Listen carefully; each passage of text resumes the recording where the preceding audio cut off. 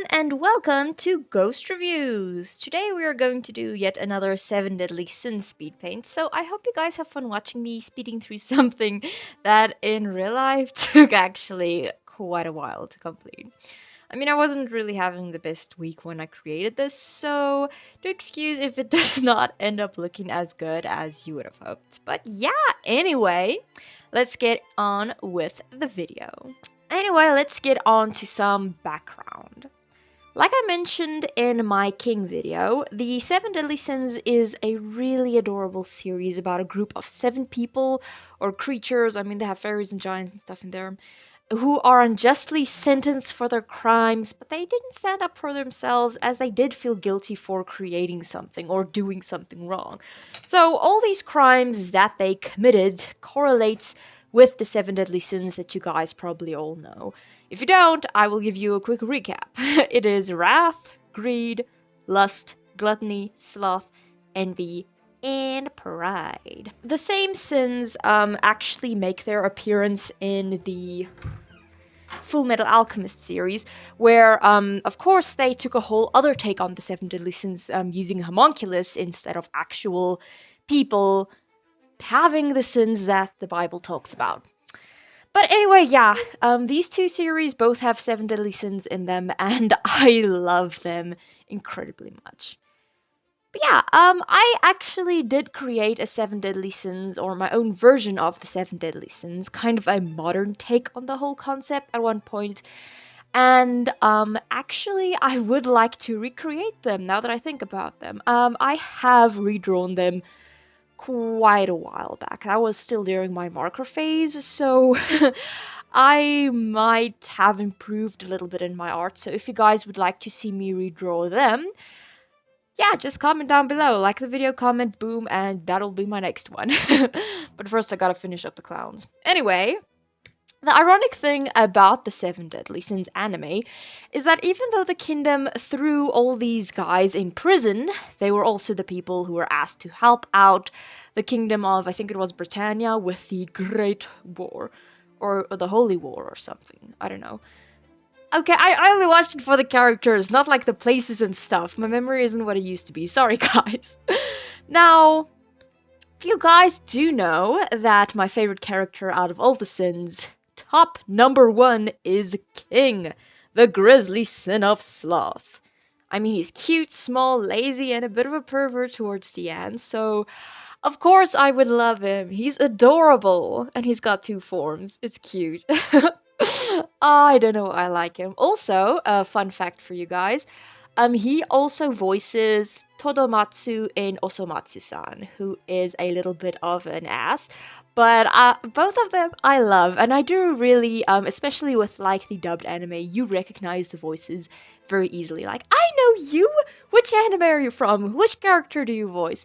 But it usually sticks around with the guys because their voices are, I think, more recognizable than the girls in anime. But anyway, the cutest couple in the entire 7 Deadly Sin series, according to me and my preferences, is Diane and King. Because their relationship is just so pure and innocent, and I don't know, it's just better than the, sexual stuff that they usually portray in shows. And especially like Western media, women are hyper-sexualized for some reason, but then you come to like the Eastern shows and anime, and you're like, what's going on here? These people actually like each other for their personality? Excuse me? But yeah, if you like that kind of shows, please check out the Ghibli series, definitely, because they're also more focused on the person and not on like the gender. Or yeah, I mean, I think it's actually better if you do that, but the characters are hypersexualized in 7 Deadly Sins, in the sense that they are super curvy, they are super muscular, super strong. But yeah, this is a fantasy series. They can do whatever they want to. I must say, I do have a bit of a problem with the fact that there are a bunch of childlike figures in the series. If you haven't seen it, that might be something to look out for, because I don't know if you guys know this, but there is this trope in anime. I think it's the Lolita trope, or like it's like a 1,000-year-old god in the body of a 11-year-old, 10-year-old girl, and the exact same thing happened in the manga that I read, Momo. It looked very amazing, and it had a bunch of vampires in it, and I was like, oh, this is great! And then the first damn page was this tiny little girl trying to seduce a big-ass, grown-ass man. 40-year-old or something. I did not really like that, and I stopped reading it, but I still have the manga, so... next level torture. Anyway. So in the show, they have Bon, who is the guy on the complete left over here, the dude without a shirt on. He is the fox son of greed. He dates Elaine, who is King's sister. Both of them are fairies. And she looks like a 10, 11, 12, somewhere in there, in that range. A literal child. She doesn't look like she's full grown or anything. But in actuality, she's like 100-year-old princess or 1,000-year-olds or something. I don't know. The fairies age very slowly, I think. Their bodies age very little. No, it's terrible. And then of course, there's Meliodas. He's short, okay? That's not the problem. He doesn't look... Well, not really. He doesn't really look like a child. If he takes off his shirt, you can see the muscle, but it looks kind of weird on a short person. They just look... I don't know, it's weird. But he is the dragon son of wrath, and he had a crush on Elizabeth ever since she was a child. He knew that she was going to become the Princess Elizabeth, and I don't really want to spoil it, but he has actually known her for longer. Okay? Not just since she was a child, but let's just say reincarnation and leave it at that, so you guys can still kind of enjoy the show and not have too many spoilers. If you're anything like me, you hate spoilers. If you're not like me, yeah, you can go on the internet and just type in 7 Deadly Sins spoilers and, get everything. Spoiling up to the 5th season, why don't you? Only if you want to. If you don't want to, that's also fine. King and Diane, the both of them are super cute, and I really, really love their relationship. But King also looks like a child. He does get older in the series as it progresses, or looks a bit older. But he had a crush on Diane when she was basically a toddler in giant years. And oh, that is horrible. Not the fact that they liked each other for such a long time, but it's child bait. And they kind of justify the fact that you can have a crush on someone who looks ages younger than you. And I'm not there for it. It's still a good show in general, but with the children, it's... I mean, it is still a good show overall, but they have that problem. The child bait is a pretty big problem, and it's like a recurring theme throughout the entire series. Oh, and they have quite a lot of fan service for all the guys out there, especially regarding Elizabeth. Bleh. And the outfits they wear don't really seem fit for war and battle. But those are like small, minor nitpicking issues that I have. Overall, it is one of the better fantasy stories that I have ever watched. So, if we move on to the picture itself, you guys can see, obviously, 3 characters. If you are unfamiliar with the series, the characters from left to right are Bon, Meliodas, and Diane. It's actually, I think they write it as Diane, but in the show they say Diane because I think in the manga, the Japanese version, they say Diane or something, I don't know. So they try to keep it as accurate as possible, but Diane, I don't think that's a name. It's weird. Anyway, Bon, the sexy dude, he is the sin of greed. Meliodas is the sin of wrath, and Diane is, of course, the sin of envy. Now, I'm not going to tell you guys why they were given this certain sins, because I think, especially if you have the manga or you're watching the series, you would rather want to find that out for yourself. Plus, I have videos on that, guys. Before I even started watching the show, I was like, this looks interesting, and then they kind of explained every single sin, why they are called this, what did they commit, what crime did they do. And it is pretty interesting, and some of the stories are very sad, especially when you come to characters like Gother. But yeah, I'm gonna go through the. I would like to tell you guys rather why I like each of these three characters and why I especially chose to draw this picture instead of like a group picture of everyone. So, as you guys know, I usually watch the dubbed anime instead of the subbed version, and it is technically bad for someone like me who actually needs to practice the Japanese listening skills, but I'm way more interested in the anime art style. Which is why I'd rather listen to the English and focus on the visual beauty and maybe catch some tips and whatnot, or just like, ooh, that's amazing, I'm gonna use that in my next character. Things like that. And that is exactly why I like Ban in this series. Because he has an amazing voice actor. It's gorgeous, guys. I'm gonna play you a little clip. Don't you change the subject. I'm not the one who gets his thrills randomly grabbing asses like you do. I mean, guys, I don't know who the guy is that voices Ban, but he's got this cute little strange accent that makes him roll his R's in such a sexy way with his deep voice that is... Ooh! It is amazing. Yeah. It is really fitting for this immortal soul, so I kind of just listened for the first half of the first season. I was actually only there to listen to Ban speak. I didn't really have a big crush on him like all the other characters, like with King. I think what especially makes girls fangirl over this guy is the fact that he has red eyes and fangs.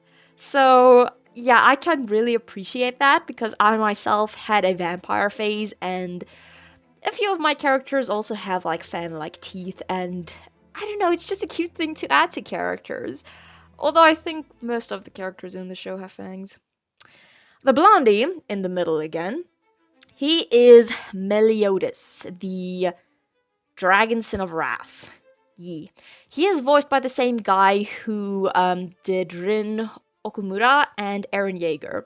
So they're not.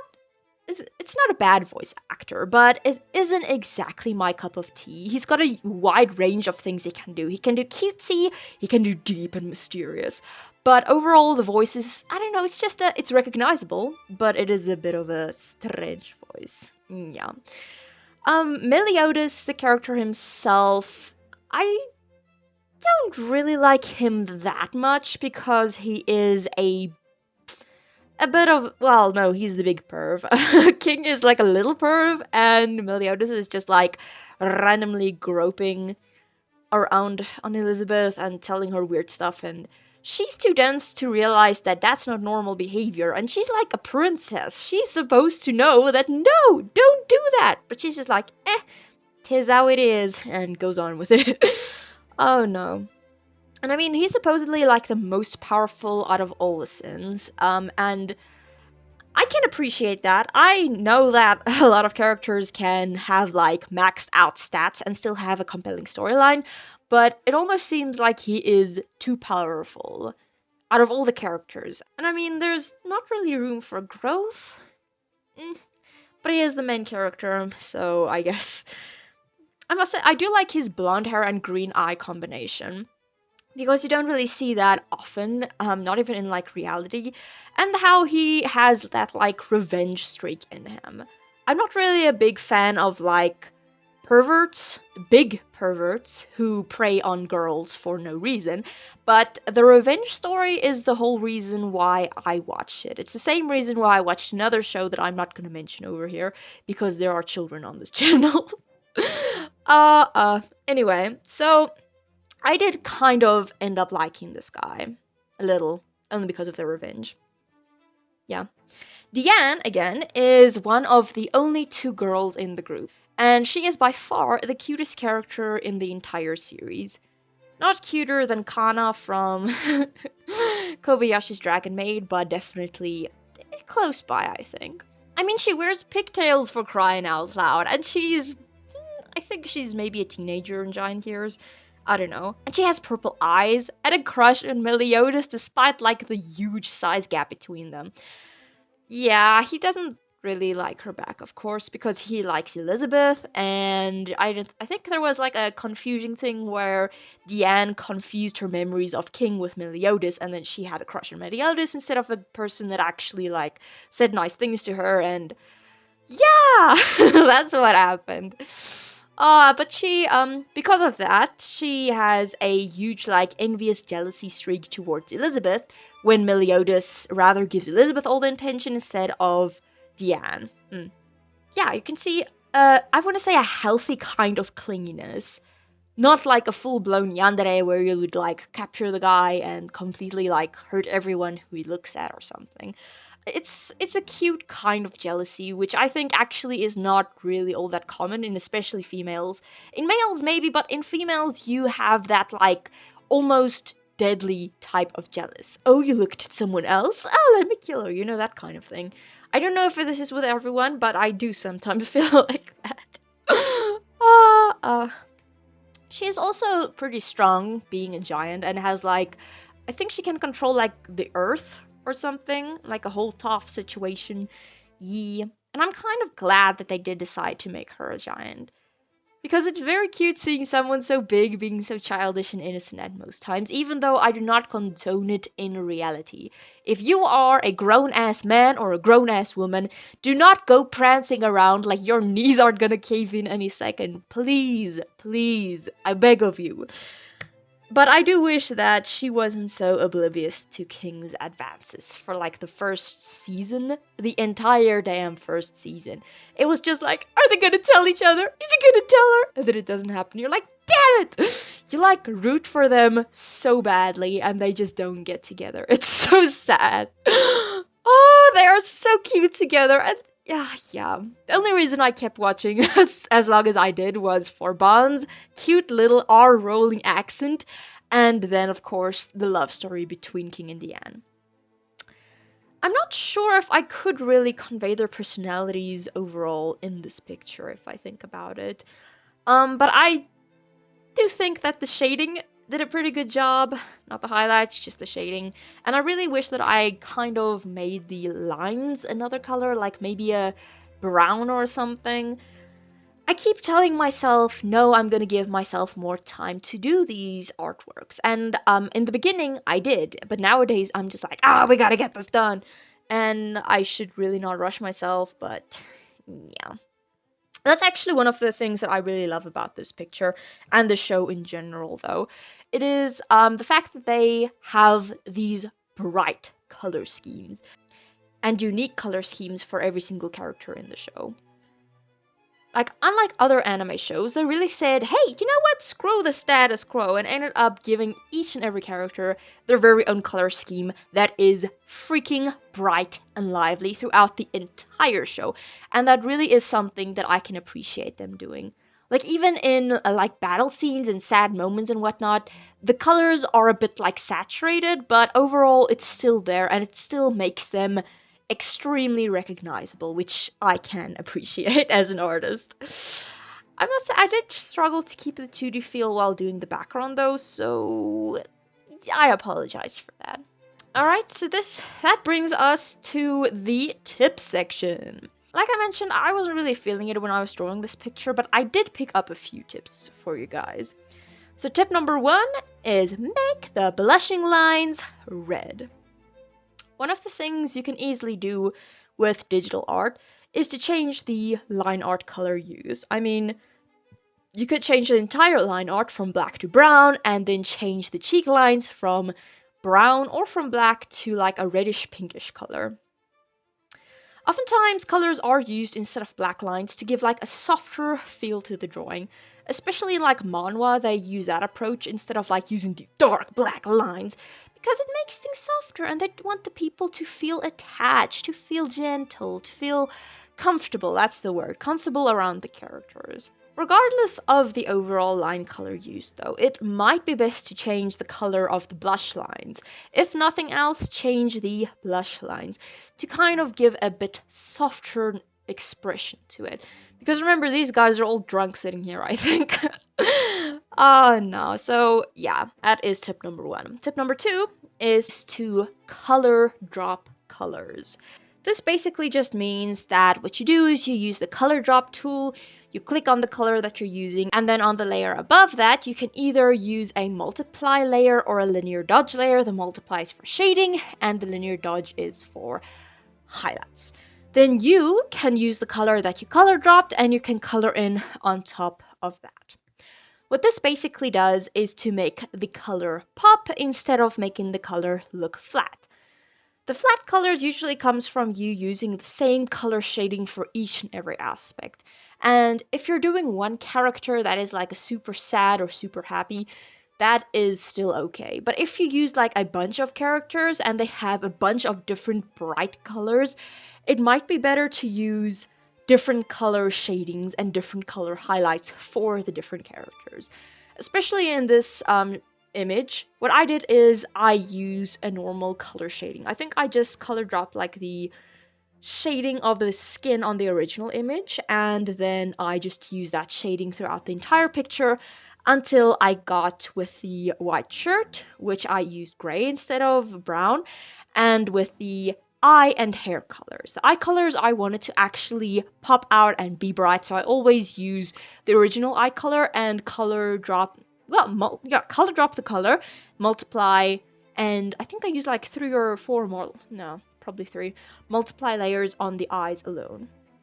And then of course I also did that with the hair because the brown color did not really mesh well with the blue hair color of Bond, so that was necessary to just get that out of the way.